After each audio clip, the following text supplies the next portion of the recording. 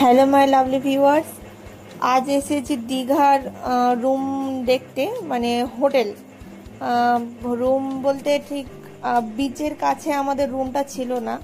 যেখানে গেছিলাম সেটা বিচ থেকে অনেকটা দূরে, তাই দেখো একটু রুম দেখতে এসেছিলাম ওয়ান নাইট স্ট্যান্ড করার জন্য। দেখলাম বিচের কাছে যদি হয়তো যখন তখন বিচে আসা যাবে।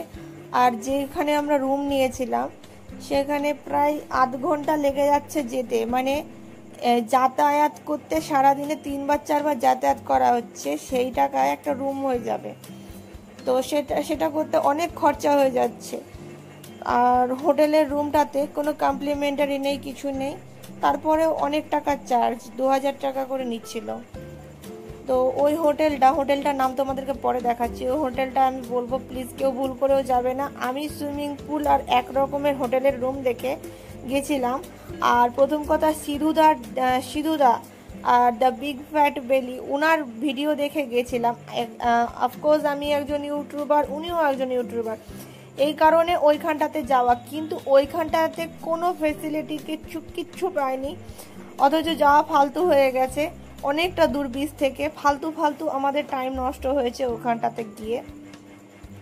ওখানটাতে না মানে ভালোভাবে একটু ঘোরা হলো না কিছু। পরের বারে আসলে তো অবশ্যই এই হোটেলগুলোতে ফ্রন্টে এসে নিজেই বুক করব, কখনোই দূর থেকে বসে ওইভাবে টাকা আগে পেমেন্ট করে দিয়ে বুক করে রাখবো না।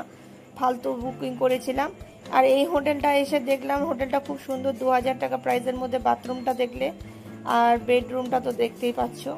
এটা মানে যাওয়ার রাস্তা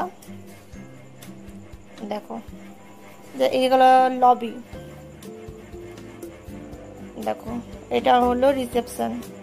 রুমটা তো তোমরা দেখলে। আর এই রিসেপশনের সামনে ফ্রিজ, এখানে সোফা রাখা, এটাতেও এসি রাখা আছে।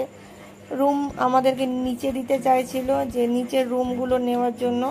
তো আমরা তো একটা রুম একটা হোটেল দেখেই আমাদের হয়নি, একটা হোটেলের একটা রুমই এটা এখানে দেখলাম, নিচেকার একটা রুম। তো এটা স্টার্টিং প্রাইস 2000। আমরা পরের হোটেলে চলে গেছিলাম, সি ভিউ। তো এই হোটেলটা দেখেছো গাইস, জাস্ট ওয়াও। তো চলো ঢুকে দেখি। আমি তো সৌন্দর্য দেখতে পেলে হলো, ছবি তুলতে খুব ভালোবাসি, ভিডিও করতে ভালোবাসি। সিভিউতে ঢুকলাম। সিভিউ কমপ্লিট হওয়ার পরে সিভিউর ভিডিওটা তোমাদেরকে দিচ্ছি। তারপর এইটাতে চলে গেছিলাম, এইটার মানে রিসেপশানে জিজ্ঞাসা করতে।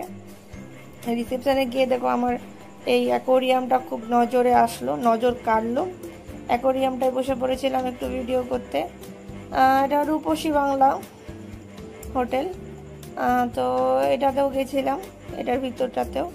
তা একটা কথা গাইজ না বললেই না, দীঘা গেলে আর অন্য কিছু দেখো না দেখো, সৈকত সুন্দরী আর এই হোটেল তোমাদের নজর কাড়বেই। আমি না দেখে শুনে একটা ভুলভাল হোটেল অনেক দাম দিয়ে নিয়ে নিয়েছি, কিন্তু আমি ওখানে গিয়ে বুঝলাম এবার থেকে যাব তো ওখানে বুক না করেই যাব, আগে থেকে পেমেন্ট না ছেড়েই যাব। ফালতু হয়ে গেছে পেমেন্ট ছাড়াটা। এখান থেকে পেমেন্ট ছেড়ে দিয়ে পস্তাচ্ছি যে কি করতে নিলাম। এখানে এসেও আমি কিছুক্ষণ মাছদের দেখছিলাম, মাছ খেলা করছিল, অ্যাকোরিয়ামের কাছে চলে এসেছিলাম। তো এখানে একটু মাছেদের সঙ্গে নিজেও একটু খেলা করে, বন্ধুত্ব পাতিয়ে, ওদের নাম ঠিকানা জিজ্ঞাসা করে আমি ওখান থেকে ব্যাক করলাম আমাদের সেই হোটেলে।